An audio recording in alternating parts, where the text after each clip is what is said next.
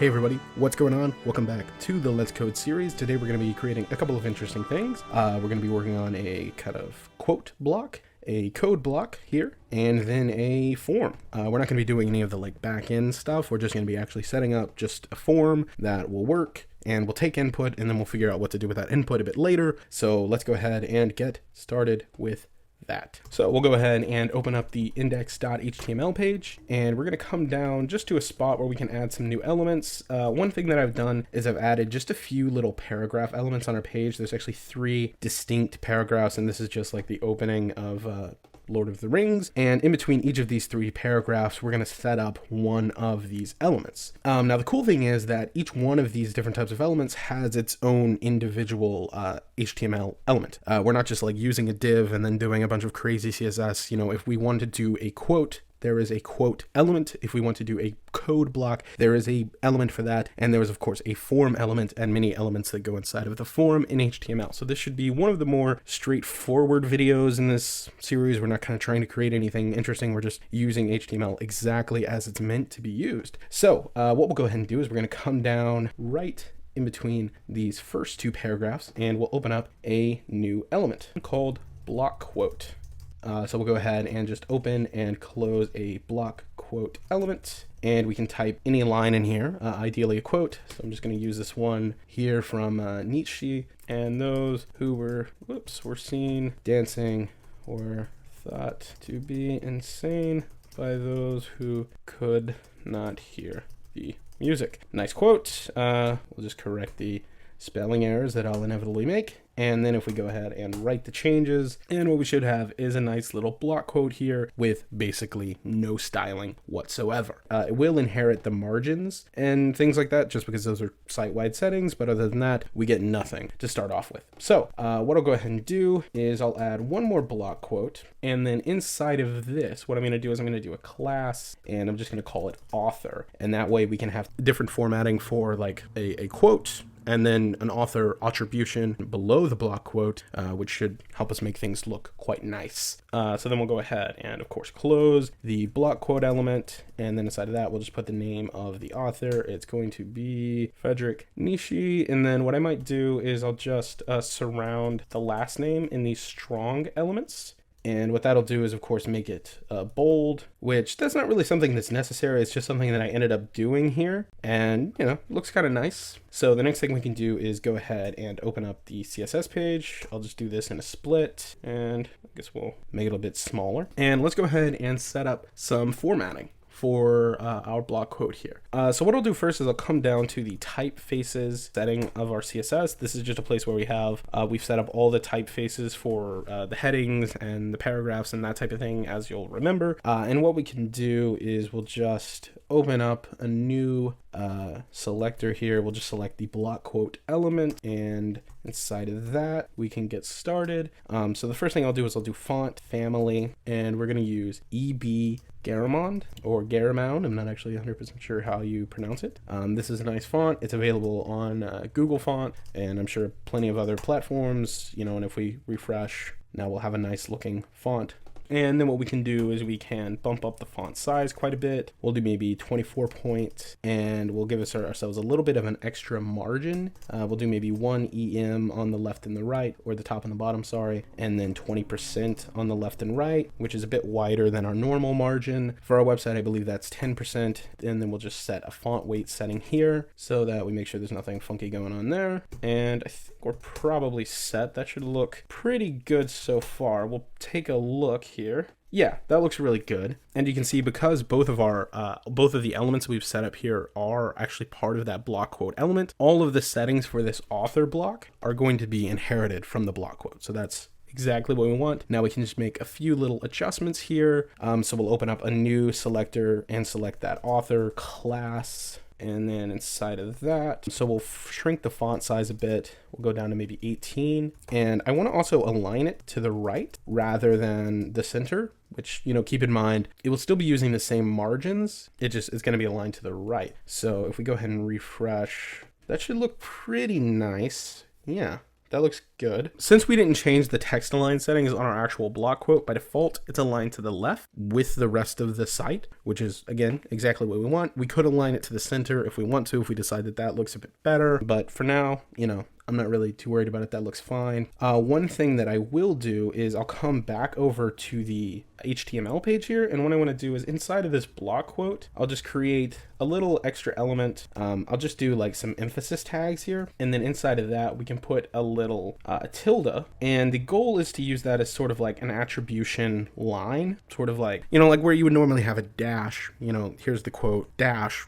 attributed to X author. And we'll just do like a little bit of customization on that. So what we can do is right down here where we left off on the author, we can just open up a little selector here. We can do author for EM, and that will just of course select any emphasis elements inside of that author tag. And we'll just say margin 0 EM and then 0.3 EM, maybe 0.2 EM, something like that. And then if we refresh, we should get just a little bit of spacing between the two, which that's what we want. One other thing I might do is I might come to the color settings, and it might be cool to maybe inherit the colors from our links, which is just this a hover color. And so what we could do is we could just add on there that author class and then any of the EM elements inside of it. And what should happen is we'll inherit that same red color, unless of course we spell it wrong, which that is always a possibility when I'm the one running the show here.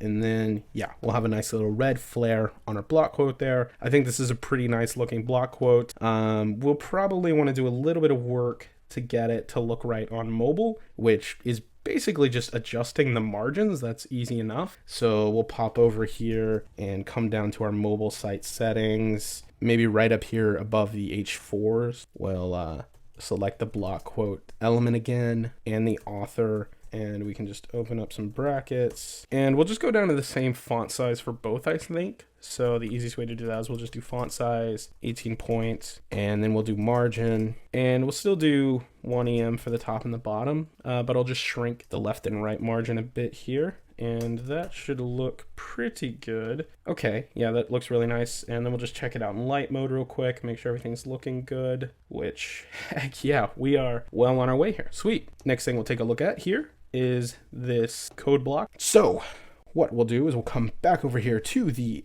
index.html document. We're going to come down below the second paragraph now. And what I'll go ahead and do is just open up a code block and close a code block. And then inside of this, what we can do is open up a span tag. This is basically a div that is not a block element, so it's not going to move every piece down to a new line. Things will exist on the same line. It's a very, very handy thing to be able to do, and that's what we'll do. Inside of this span element, what we're going to do is we're going to set up a little bit of like a piece of code. You know, we've got .code, which is sort of like a CSS selector, and then we've got these brackets, and we've got font family, source code pro. This is a very, very simple line of CSS, and it works great for this block because we have several different pieces that we want to color code separately. So what we'll go ahead and do is inside of this span element, we're going to create a class, and we'll just call this class red. And then what we'll actually type inside of here is .code. And then we'll do another span element, making sure we have a space in between them. HTML will respect one space, so we don't have to do like a non-breaking space as long as we're only wanting to add one space in between characters. So we do a space, and then we add our new span tag. We're going to do class equals green, and then inside of the span, we're just going to put a squiggly bracket and then close the span. And then of course we need to come down to a new line, but HTML isn't going to respect that, so we need to do a break, a line break, come down to a new line, and we want to tab it over a little bit. And as I mentioned earlier, HTML is only going to respect one space, so we are going to need to actually do a couple of non-breaking spaces here. There's probably a more elegant way to do this. We could do like a margin with CSS, but you know, I'm just going to do the non-breaking spaces now. I might come back and make this a little sexier later or easier to use later, but for now I'm just going to do a non-breaking space. That's how you type it. It's ampersand NBSP semicolon. Just make a quick copy of that, and we can do maybe 4. That'll be 4 spaces over, like a full tab normally. And then we'll open up a new span. We'll give it class yellow, and inside of that span we can type out font family. Okay, and we'll close the span. We don't want any spaces in between this and the colon, so we'll do span class blue. We'll put a colon in between, close the span tag, and then we'll do a space in between this one, and we'll do span class purple, close the span, and do an opening quote, and then close the span. And I'm going to go ahead and just make a copy of this. That will come in handy in just a second. And then we'll do span class aqua, close out of that. We'll say source code pro, and then close the span, paste in our quote again. And then finally, we can do span class equals blue, close out of the span, put a semicolon, do the closing span tag, and then we're ready to go on to a new line. I don't know if this is very confusing or not. If we take a look at what we're doing here, all we're really doing is setting up this code element, and we won't see any colors here. The only reason we're doing the span and then giving a class and giving a color name is so that we can go in later in the CSS document and actually add in those colors. But on the page, if we did everything right, it should be rendered just like a normal piece of code, which is exactly what you'll see here. It's just going to be very complex and weird to write it out in HTML. So the last little bit that we need here is just right after this last line break, we'll do one more span. We'll use that green class again, and then we'll close that, and then we'll just do a semicolon right there in the middle of it. And then now, if we take a look, we'll have a completed little bit of code.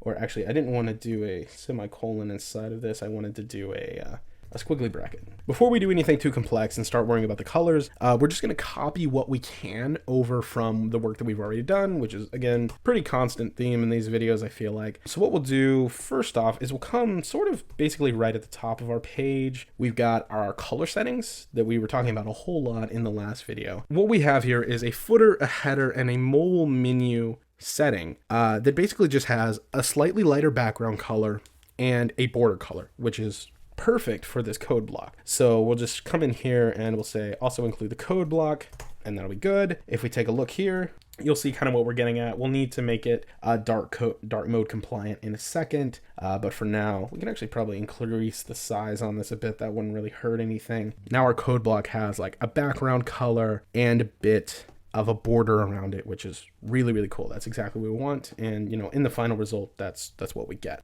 So now we can make this just a little bit cleaner. So if we come to the typefaces setting of our CSS document again, we can work on a few typefaces for our code block here. So maybe we'll come down below the block quote where we were just working, and we'll open up a new bit here, and we'll just select the code family or the code element there. And we'll say font family, and I want to use the family source code pro, and then we'll allow it to also fall back on just any monospace font that's installed. And then I want to set the display setting to block. This isn't going to change the display setting for any of the individual span tags, but what it will do is change the display setting for the entire code element. So what that will do is clean things up quite a bit so that we have a much more distinct looking element that conforms to the margins, and the background will take up the entirety of the space that it can. And so now what we need to do is just restrict that space a little bit, add some padding, add some margins, and then add some color. And I think we're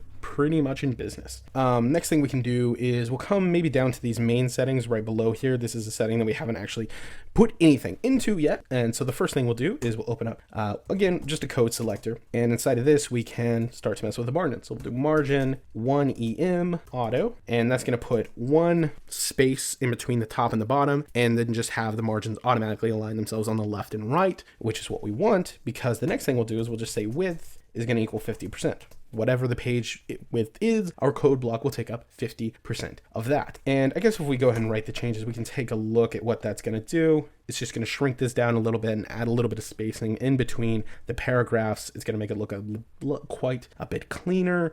One other thing we can do is we can add some padding here, and we'll just do 0.3 EM on the top and the bottom, and then 1 EM on the left and the right.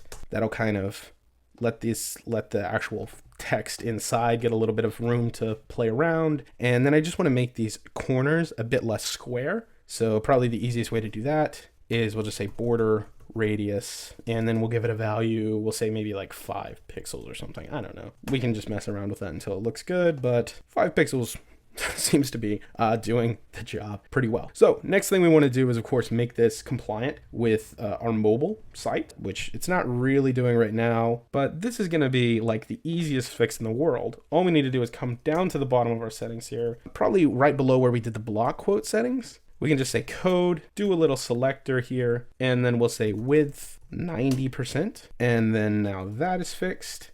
And then we'll just need to make this dark mode compliant. And again, this is going to be a super easy fix. Since we just borrowed from our color settings up top, we'll just make sure that we update that same setting down here. And we'll say include the code block in that. And as soon as I can manage to hit the right button, when we refresh, now we're dark mode compliant. That's really all there is to it. Now we just need to add some colors and flare it up a little bit. So in order to do the colors, I'm actually going to be borrowing from this color scheme that I usually use in Vim. It's called a Grovebox.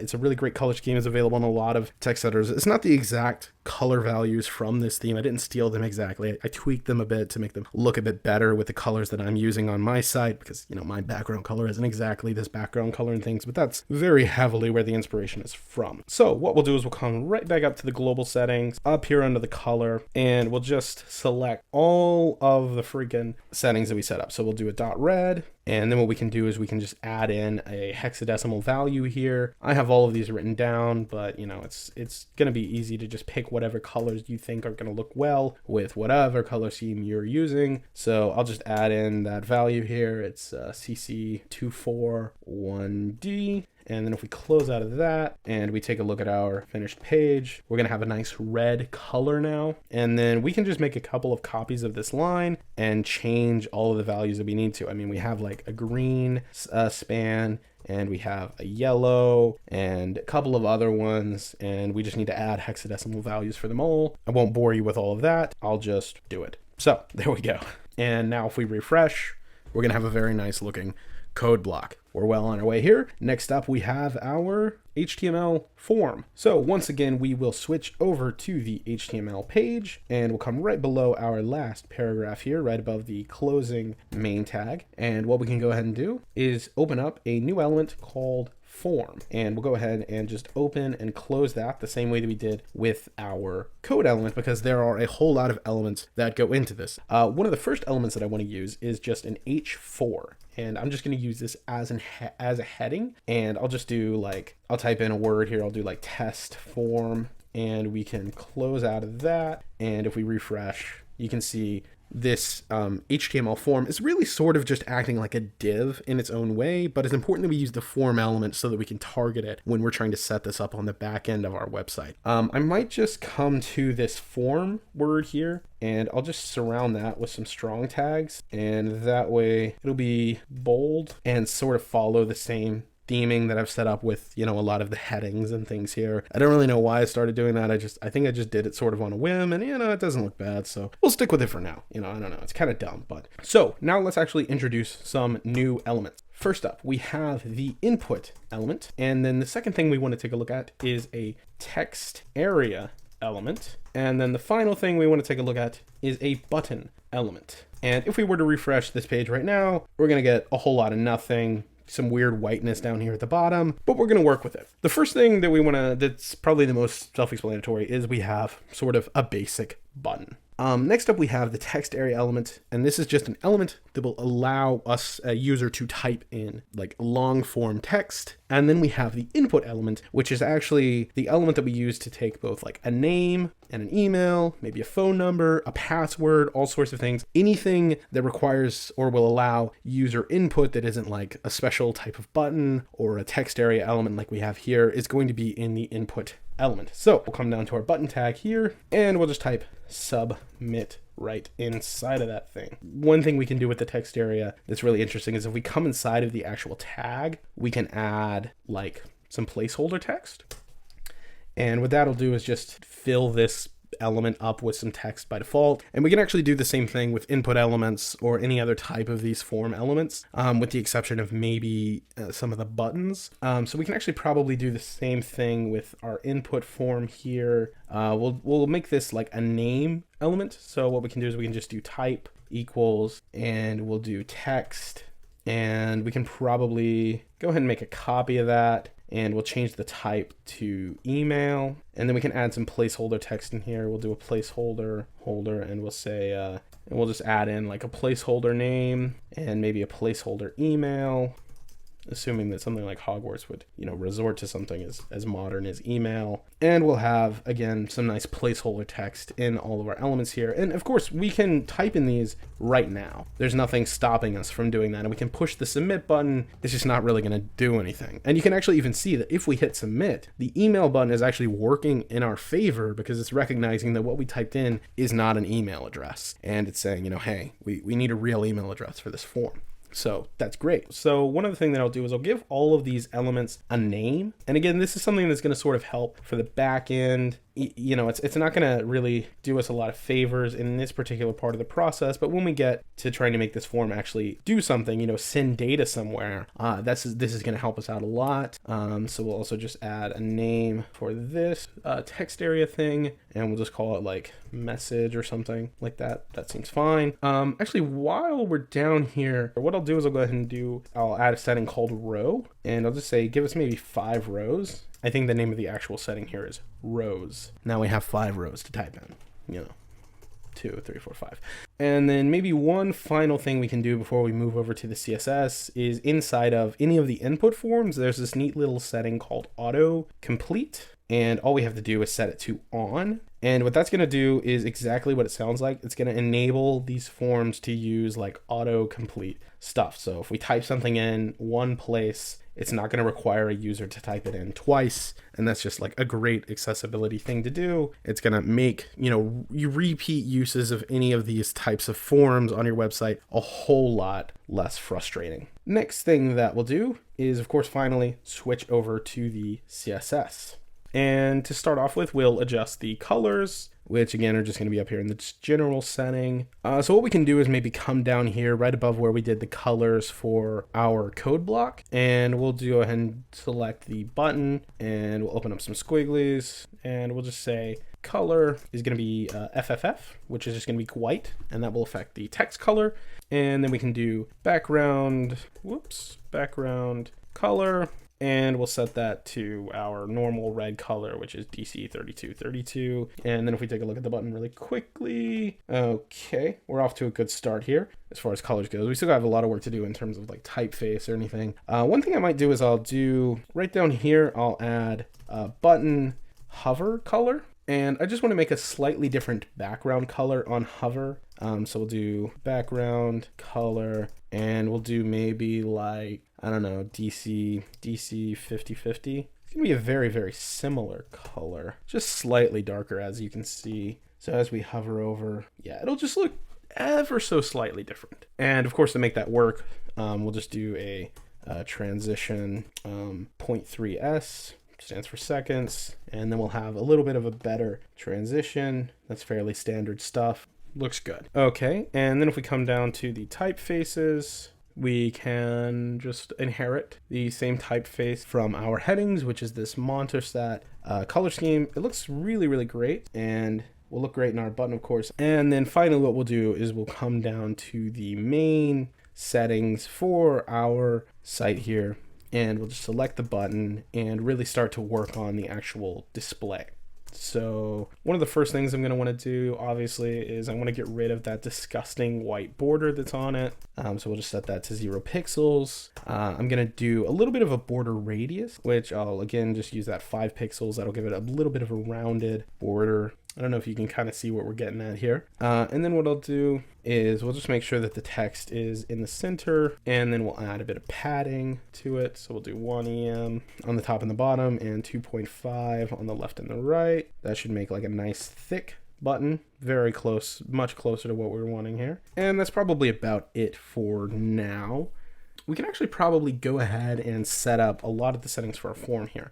So in terms of like the margin and the width and the padding and all of that, we'll just copy over from the code block. So we'll select this input element as well as the text area element. And if we go ahead and write the changes, that will automatically give us something a lot better to look at here. But of course, we'll just do some additional settings here. We'll select the form element as a whole, and we'll just say text align to the center. And if we go ahead and refresh, that should just make sure that all of our elements line up in the center. And then what we can do is, we'll actually maybe just move that right down there. And then right here below the code selector, what we can do is we can select the input and the text area and just do some settings specific to that. So we'll do some custom margins here. We'll do margin 0.5 EM, 0 EM, and that should move things a bit closer together. Looks nice. And then we'll do transition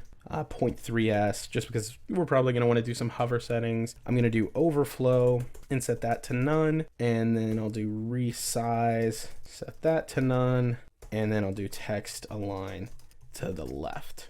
And what that'll do is align all of our text to the left, and it will lock down our selector for the text area so that people can't come in and resize it. And if our text like overflows, if we write a ton of text, it won't resize the text area box itself. It will just add a little scroll bar and allow people to scroll up and down to see what they're writing. That's just how I want it to look. If you don't want yours to look like that, don't worry about it, just don't mess with it. Next thing we could do is probably mess with the colors a little bit. I'll go ahead and just switch over to light mode here, because I think that's gonna look a little bit better for us. So we'll come up to the color settings, as we seem to be doing a lot today.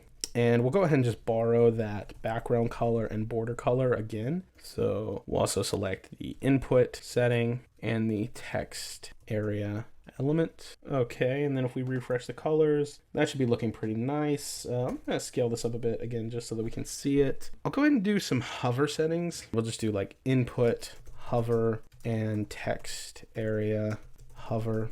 And we'll just say maybe like border color, and give it a little bit of a value here. We'll do like CA, CA, CA or something. And if we take a look at that, what should happen is when we hover over our forms, we'll get a slightly different border color, slightly darker, which will just be sort of like a nice response for the user to know like, hey, you've selected what you want. And hey, you can see the autocomplete settings kind of working there. So that's nice. Let's go ahead and fix the fonts here. So we'll come down to the typefaces setting. And I guess we'll just use the same typeface that is on the paragraph, which is just Lato.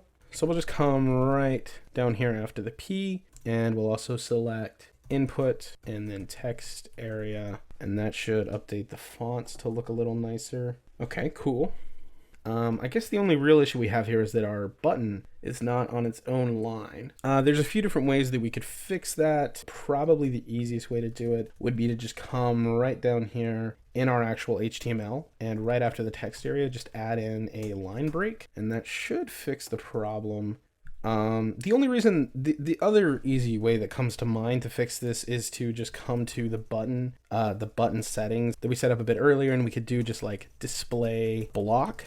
But the issue that we run into there is that all of a sudden our button isn't going to be respecting the same rules of the form that we already set up, and we could adjust the margins and get it back in the center, but it's easiest if we just add a little line break there. It's not really that big of a deal to do that, so boom, there we go. So then the last thing we need to do is we'll go ahead and make this responsive, which is going to be very easy because we did that work with the code block that we're just copying from.